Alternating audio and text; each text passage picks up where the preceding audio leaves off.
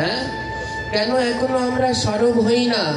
পহেলা April এর ঘটনা অত্যন্ত আমাদের কাছে কলঙ্কিত এক ঘটনা।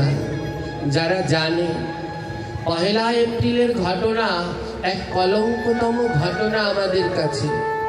আমাদের এই আর্যাবর্তে যতজন ভগবানের এই দিব্য কথা প্রচার করেন তার মধ্যে একজন হলো শ্রী শ্রী হিরণ্ময় গোস্বামী, যার মুখ নিঃসৃত অপূর্ব মধুময় হরিকথা শ্রবণ করলে, যার মুখে হরিকথা শ্রবণ করলে পাথরও গলে যায়।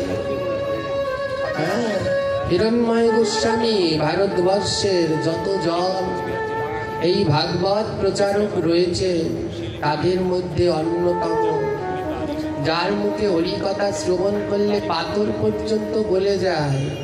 সে কোনো সাধারণ কেউ নয়, জানে শ্রী শ্রী অষ্টোত্তর শত বিনোদ বিহারী দাস বাবাজির কৃপা ধন্য।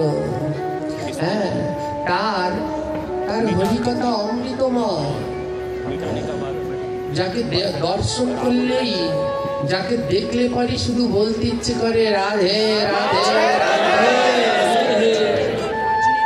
দেহটাই যেন তার রাধা তনুতে বিভাবিত।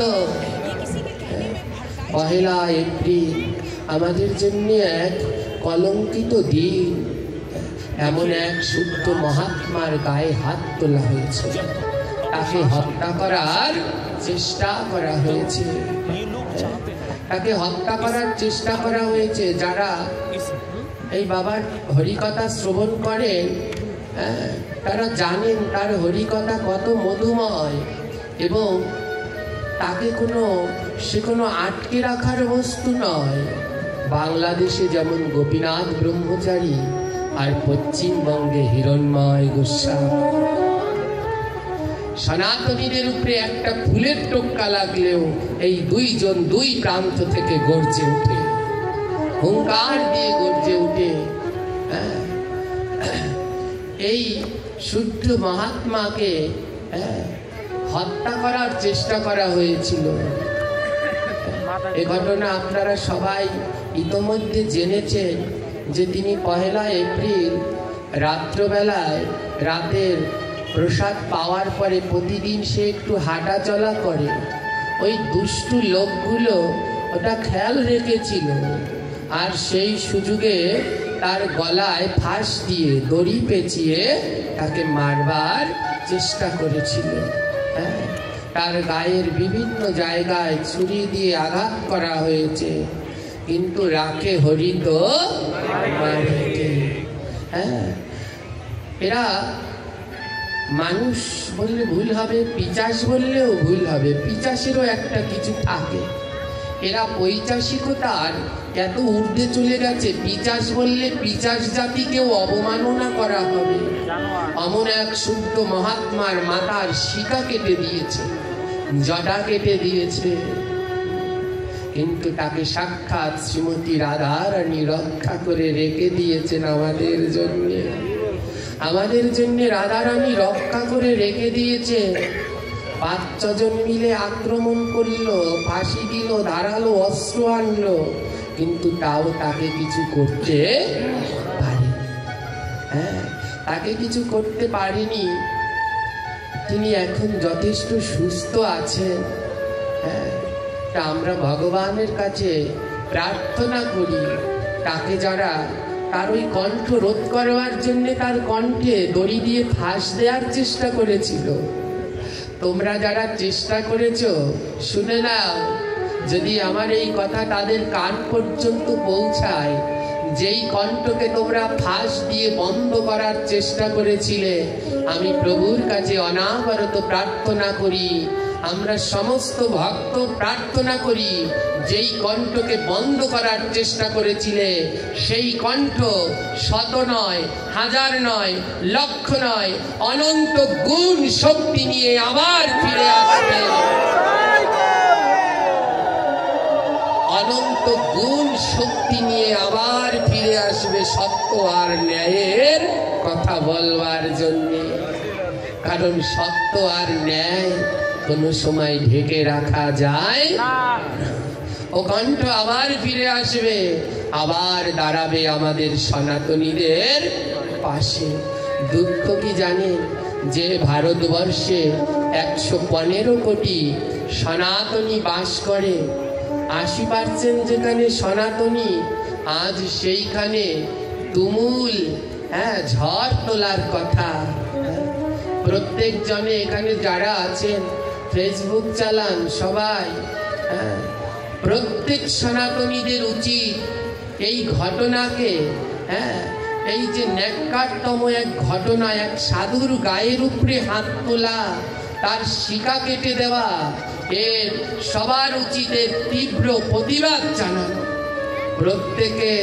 প্রত্যেকের নিজ নিজ আইডিতে গিয়ে এই তীব্র ঘটনার ঘৃণা জানানো একান্ত উচিত। যারা এগুলো করেছে তাদের প্রতি তীব্র প্রতিবাদ জানানো উচিত।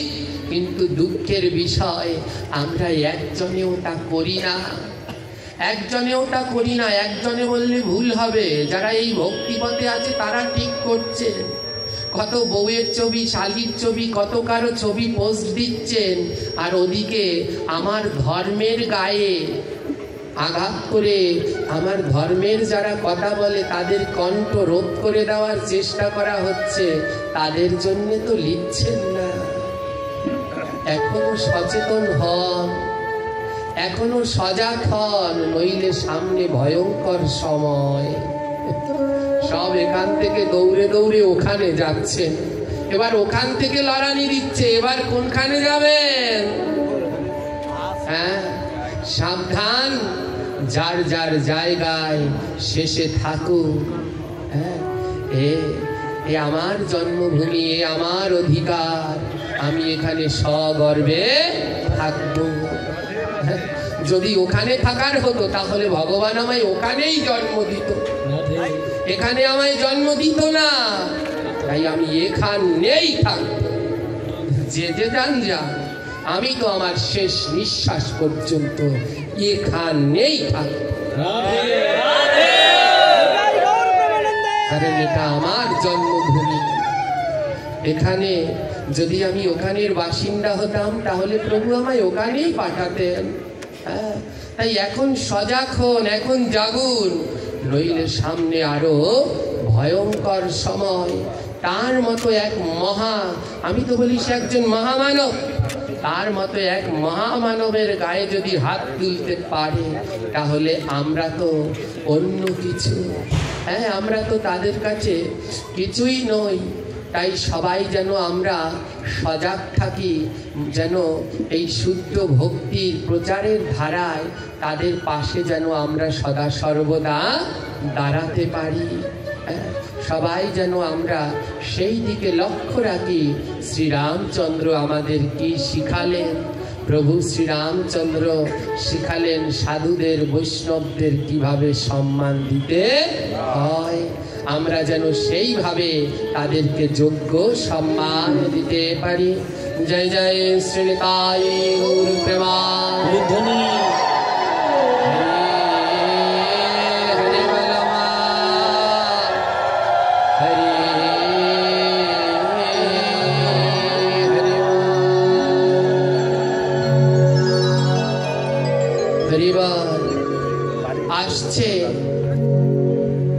আসছে রামনবমী,